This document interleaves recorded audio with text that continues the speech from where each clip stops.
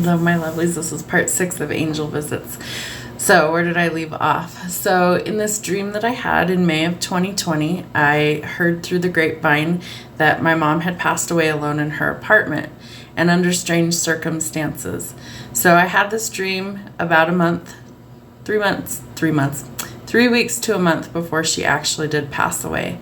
So in the dream, I remember one of my stepkids, she was like trying to take over organizing funeral arrangements and everything. And I remember in the dream, I got so angry at her that I actually punched her in the face. And that's not something that I would ever do. But in the dream, it was like, I was just like, just leave shit alone. Like, this doesn't concern you. And I was so angry that I just lost my shit and I decked her.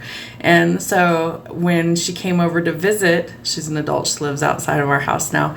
But when she came to visit that weekend, I remember telling her about the dream and we had a good laugh because I was like, this is just so stupid, you know, like I would never do that. So I don't know why I would react that way in my dream, but whatever. So the morning after the dream, I remember calling my mom and just like in a panic, like praying, please pick up the phone. Please be okay. I want to be so wrong about this. Please be wrong. So she answers the phone and it was like a huge sigh of relief. Like, oh, thank God, you're okay. You're okay. And I told her, I said, listen, I had a dream that you passed away and that like you were alone and you died in your apartment and everything and that we didn't know and we had to find out through the police.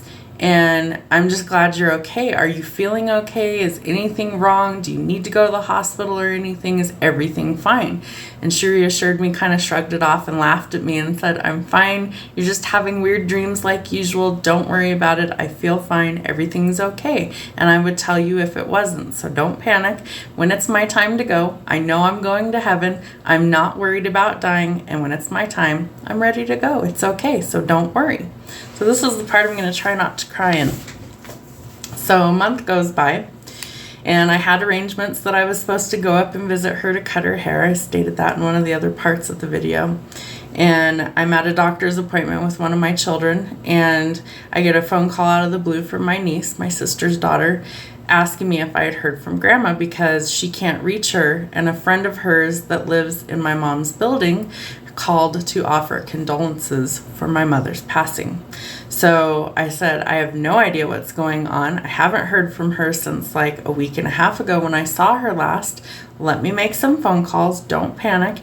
And I will try and get you some answers and I'll call you right back as soon as I know something. So I scramble. I'm calling her office and trying to find out what's going on. Mind you, this is in the middle of COVID, so I couldn't gain access to her building even if I wanted to.